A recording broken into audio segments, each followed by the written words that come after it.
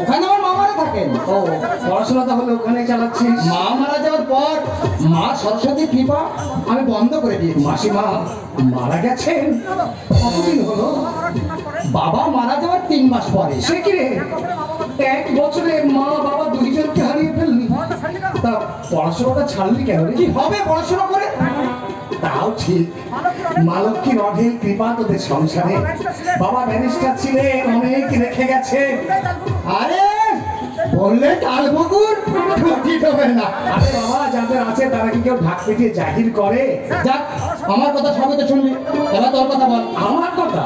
আমার তো থা পূর্বক কথা বলো। এই পড়াশোনা করছিস নাকি?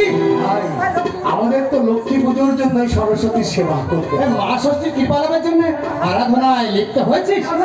এখনো প্রজাপতি ওড়েনি। সে কি রে, আমি তো ভেবেছি এতদিনে তুই বিয়ে টিয়ে করে পরিবার নিয়ন্ত্রণের জন্য ডাক্তারের সঙ্গে যোগাযোগ করছিস। তো বিয়ে করিনি, তবে ইয়ে চলছে। বিয়ে কোথায় প্রজাপতি উড়বে মনে হচ্ছে। এই বিয়ের আগে যখন নিয়ে চলছে তখন নিশ্চয়ই কোনো রম্ভা রমণীকে তুই পছন্দ করেছিস। এত ব্যস্ত হচ্ছিস কেন? এসেছিস যখন আলাপ করে দেবো, কিন্তু খুব সাবধান। তোমার কিন্তু ভয়ানক মেয়ে ছেলে দোষ। রূপ দেখলে তুমি নিজেকে ঠিক রাখতে পারো না।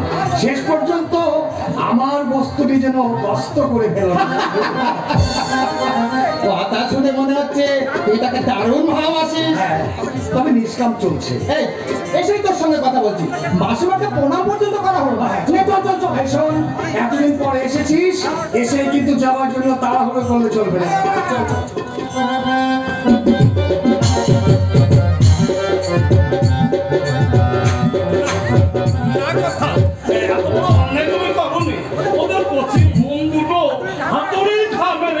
আপনি থেতলে দিওনি। তুই আপত্তি করছিস কেন? তুই তো তোর দিদিমণিকে ভালোবাসিস তো। অন্য ছেলের সাথে বিয়ে হলে